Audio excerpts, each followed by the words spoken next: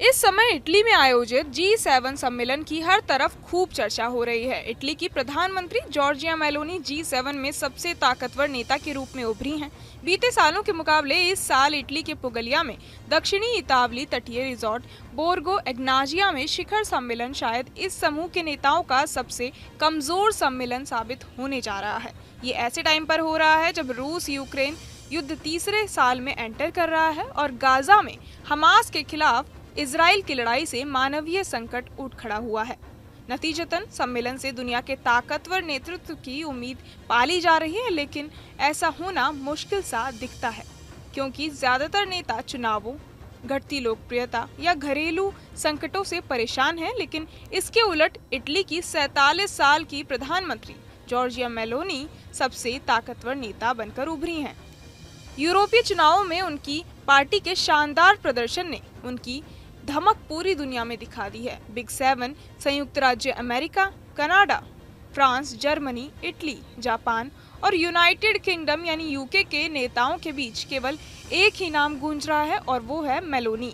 पूर्व राष्ट्रपति Barack Obama के कार्यकाल में नाटो में अमेरिकी राजदूत रहे इवो डाल्डर तो कह चुके हैं कि मेलोनी को छोड़कर G7 शिखर सम्मेलन में सभी नेता काफी कमजोर हैं और G7 की मेजबानी के लिए तैयार मेलोनी को भी ये बात बखूबी पता है। इसलिए उन्होंने सोमवार को अपने समर्थकों से कहा कि देश G7 और यूरोप में सबसे मजबूत सरकार के साथ है, वे हमें रोक नहीं सकते। G7 शिखर सम्मेलन में समूह के नेताओं और भारत के पीएम नरेंद्र मोदी का स्वागत करने वाली मेलोनी को शायद अभी यूरोप की सबसे स्थिर नेता कहा जा सकता है। वजह उनकी धुर दक्षिणपंथी ब्रदर्स ऑफ इटली पार्टी यूरोपीय संसद के चुनावों में बड़ी विजेता बनकर उभरी।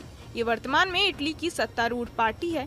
इस साल मेलोनी को लगभग 29% वोट मिले हैं, जो 2019 के चुनावों में उन्हें मिले 6% वोटों में आया बेहतरीन सुधार है। चुनावों में उनका प्रदर्शन उनके जर्मन और फ्रांसीसी समकक्षों से बहुत अलग है।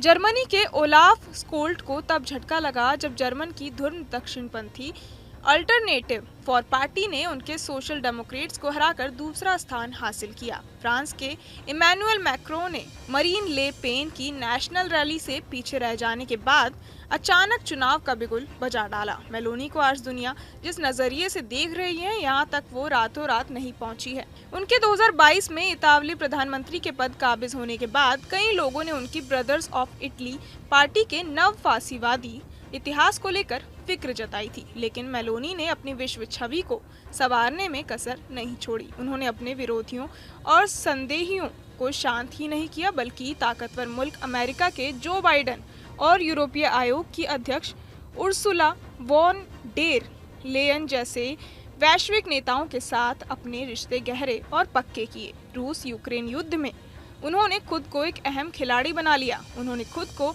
बाकी दक्षिणपंथी नेताओं से अलग कर लिया है। इससे पश्चिमी नेताओं के बीच खड़े होने में उन्हें मदद मिली। बहरहाल, आप क्या कुछ सोचते हैं, हमें कमेंट बॉक्स में जरूर बताएं और ऐसी तमाम खबरों के लिए सब्सक्राइब करें न्यूज़ नेशन।